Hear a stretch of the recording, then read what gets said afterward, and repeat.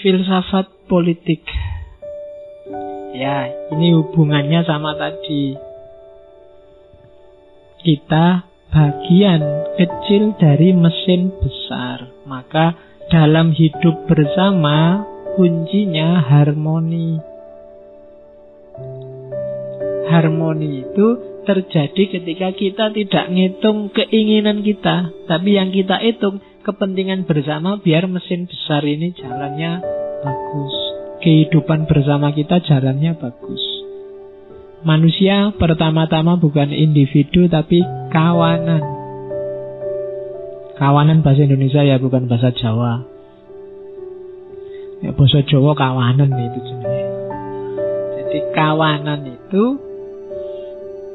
kita ini pertama-tama makhluk sosial. Kita tidak mungkin dan tidak bisa hidup sendirian. Maka pentingkan dulu kehidupan bersama. Itu pertama, politiknya Stoa.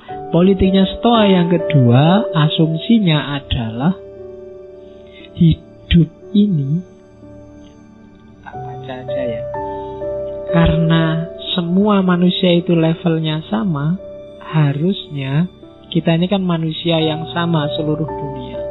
Harusnya ada aturan bersama yang mengikat kita. Hari ini sudah terwujudkan antara lain lewat model-model PBB, model-model deklarasi HAM. Itu dulu yang mencita-citakan awal orang-orang seperti kaum Stoa ini. Jadi jangan terlalu banyak aturan yang beda-beda. Wong kita ini manusia hidup di dunia yang sama. Bikinlah aturan yang berlaku untuk semua orang. Begitu aturan itu beda-beda, lahirnya pasti nanti diskriminasi. Nyari aturan seminim mungkin atas dasar kemanusiaan umum. Jadi bikin semacam unified human society. Oke. Terus ada juga sebenarnya orang Stoa yang tidak suka politik, karena zaman itu politiknya agak trik, politiknya agak rusak.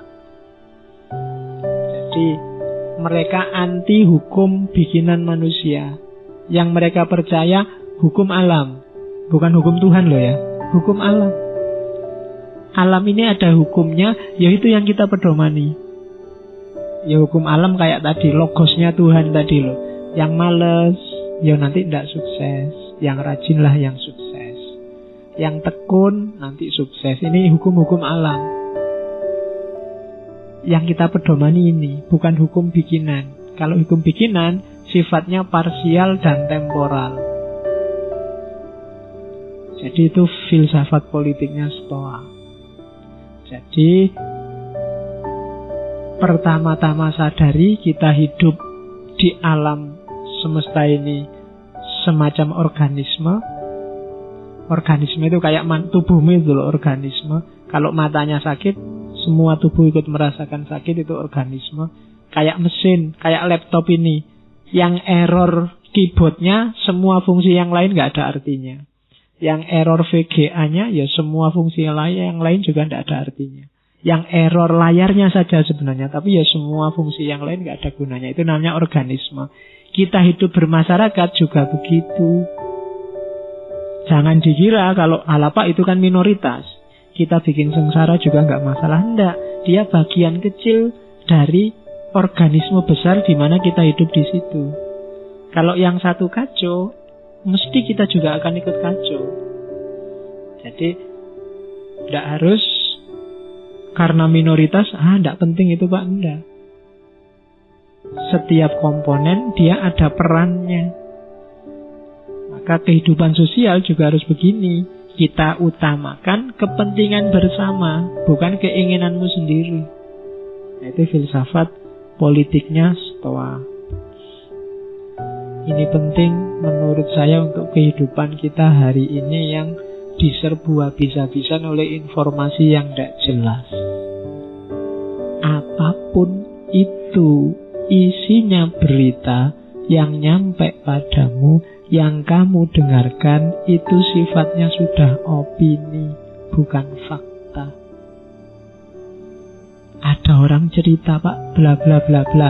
Itu sudah opini orang yang cerita, sudah bukan faktanya. Everything we see is a perspective, not the truth. Apapun yang kamu lihat itu sudah perspektif, sudut pandang. Paling tidak sudut pandangmu, bukan kebenaran. Kalau kamu pro itu, yang kamu lihat jadinya baik. Tapi kalau kamu anti itu, yang kamu lihat jelek.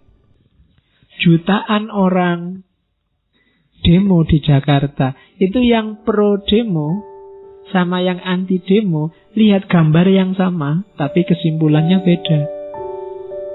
Maka everything we see is a perspective, not the truth. Bukan kebenarannya. Itu sudah kebenaran menurut dia yang lihat. Apa yang kamu dengar juga begitu. Itu sudah opini menurut yang ngasih tahu, sehingga kamu dengarkan. Jadi everything we hear is an opinion, not a fact. Everything we see is a perspective, not the truth. Terus katanya Epictetus, semua kajian filsafat, renungan filsafat itu sebenarnya esensinya adalah bagaimana caranya kebahagiaan kita tidak lagi banyak bergantung pada hal-hal lain di luar diri kita. Jadi katanya Epictetus, kita belajar filsafat itu intinya satu, kita merasa bahagia dengan kondisi kita, situasi kita hari ini, tanpa harus memimpikan yang di luar jangkauan kita, sebab-sebab dari luar diri kita. Semakin dalam filsafatmu, harusnya kamu semakin bahagia dan semakin mandiri. Harusnya. Karena esensinya filsafat ada di situ. Ketidaktergantunganmu pada orang lain, pada hal-hal lain di luar dirimu. Kamu puas saja dengan kondisimu saat ini, gak menuntut apa-apa. Itu berarti ilmumu sudah dalam. Katanya Epictetus, wawasanmu sudah luas. Kamu ngerti yang esensial dalam hidupmu, yang inti. Ini sering disampaikan penceramah, makanya tak kutipkan di sini. If you hear that someone is speaking ill of you, ini Epictetus juga, instead of trying to defend yourself, you should say, he obviously does not know me very well, since there are so many other faults he could have mentioned. Kalau kamu dengar orang ngomong jelek tentang dirimu, daripada kamu mati-matian membela diri, harusnya kamu berkata, sebenarnya dia tidak mengenalku dengan baik, karena ada banyak hal lain yang keliru, yang jelek, yang bisa dia sebutkan. Yang daerah ngerti. Ya, setiap orang kan menyembunyikan kejelekannya sendiri-sendiri. Yang diketahui orang kan cuma sedikit. Ngaku atau kamu tidak ngaku. Kalau ada orang ngomong jelek, gak usah kamu mati-matian bela. Dia tidak ngerti aku. Kenapa gak ngerti kamu? Karena kejelekan itu yang lain banyak. Dia ngertinya cuma itu aja. Jadi kalau ada orang ngomong jelek, kamu gak harus tersinggung. Wah, kasihan dia. Kenapa? Dia tidak ngerti aku ngomongnya begitu. Lah terus kamu gimana? Aku jauh lebih banyak jeleknya daripada itu.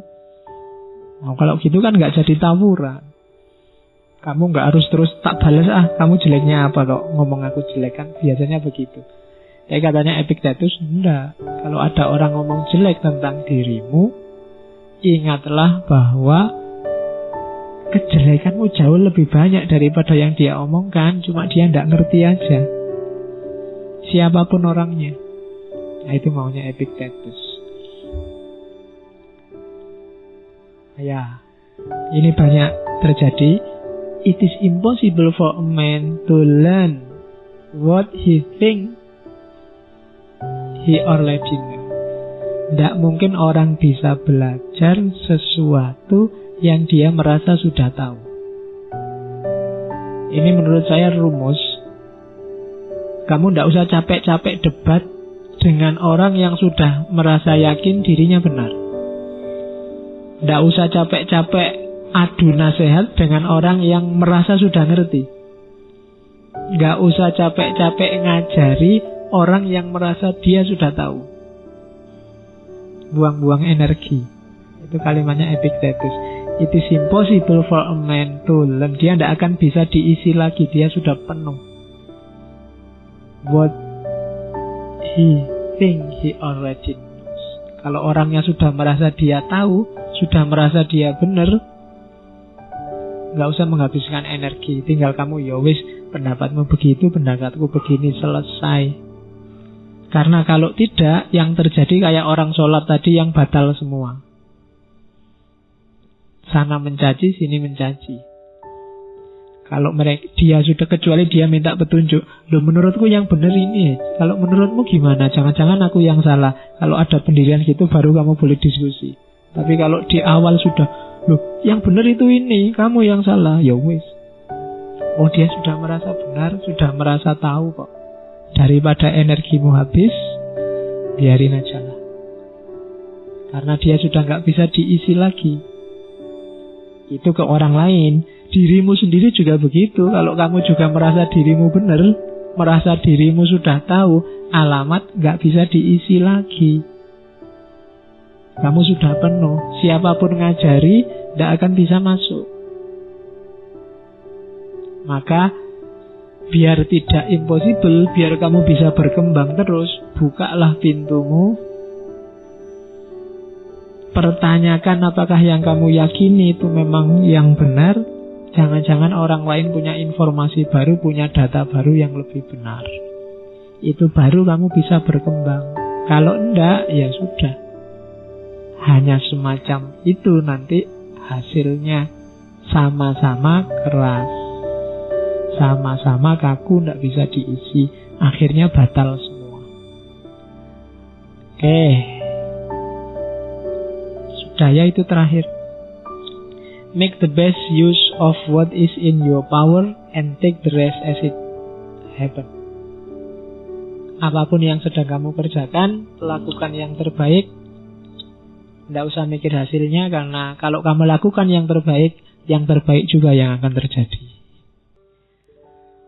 Oke, saya kira itu ya. Sebenarnya kalimat-kalimat mutiara, kalimat-kalimat bagus dari kelompok Stoa ini banyak. Ribuan. Ada buku yang judulnya 1000 kata mutiara dari Stoa, dan isinya bagus-bagus. Makanya kemarin tadi saya bilang bahwa Zeno Stoa bukan Islam tapi sangat Islami. Termasuk beberapa prinsip nanti yang dipakai oleh etika hari ini, seperti jangan sakiti orang lain kalau kamu tidak ingin disakiti, dan seterusnya. Saya ambil yang tidak terlalu populer beberapa tadi untuk ngaji kita malam ini. Bagi yang tertarik silahkan dijelajahi sendiri. Dan harap diingat, malam ini saya baru ngomong tentang etikanya. Yang terkenal dari Stoa itu logika, etika, dan nanti ada sedikit fisika, metafisika. Cuma kapan-kapan kita ketemu lagi sama beliau-beliau Al-Mukarram kaum Stoa. Ya. Oke, saya kira itu. Insya Allah ketemu lagi minggu depan. Kurang lebihnya mohon maaf. Wallahul muwaffiq, wallahu a'lam bissawab. Wassalamualaikum warahmatullahi wabarakatuh.